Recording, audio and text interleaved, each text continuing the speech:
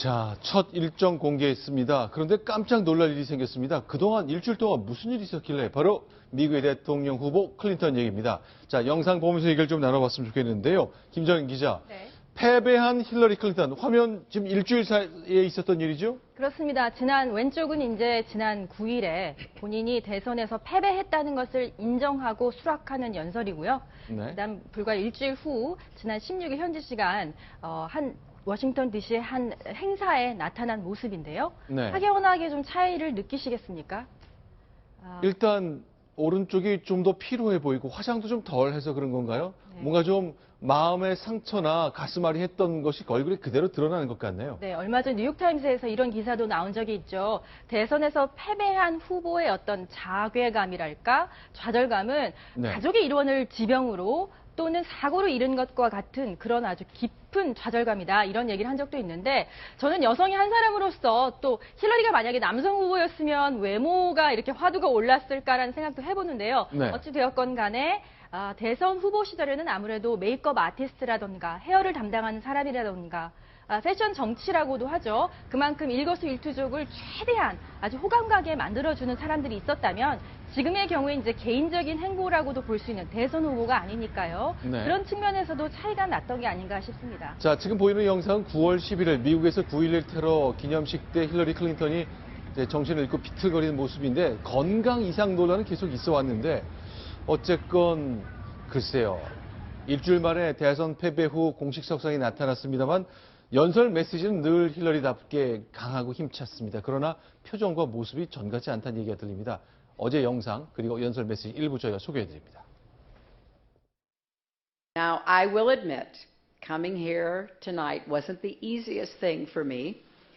There have been a few times this past week when all I wanted to do was just to curl up with a good book or our dogs and never leave the house again.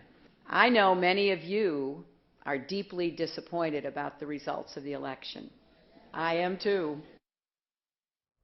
그렇죠. 집에서 책을 보거나 강아지와 함께 절대 집 밖으로 나오고 싶지 않았다고 말합니다. 네, 100만 표 이상 앞섰으니까요. 사실상 그 표는 훨씬 트럼프보다 앞섰는데 미국이라는 데가 간접 선거를 하다 보니까 선거인단에서 과반을 확보하지 못했기 때문에 졌고 그랬기 때문에 아무래도 본인의 실망감이 컸을 것 같은데요.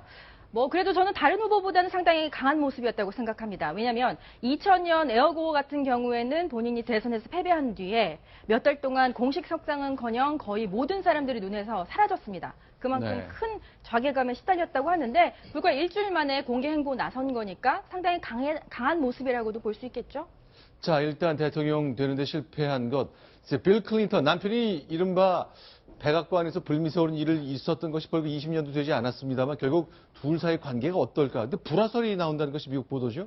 예, 말도 많고 탈도 많은 부부 아니겠습니까? 네. 말씀하신 대로 이제 예전에 빌 클린턴 대통령이 백악관에서 대통령 하던 시절에 그 루인스키 스캔들 때문에 부부간에 어떤 일이 있었느냐 그런 얘기들 호사가에 입방을 올리려고 했는데 이번 선거 끝나고 빌 클린턴 전 대통령과 힐러리 클린턴은 불화설이 시달린다라는 보도를 영국의 데일리 메일이 보도를 했습니다. 내용을 보면 이렇습니다.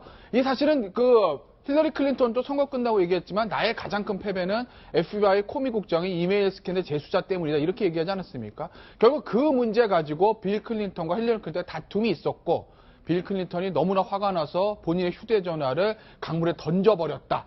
이런 보도도 있었고요.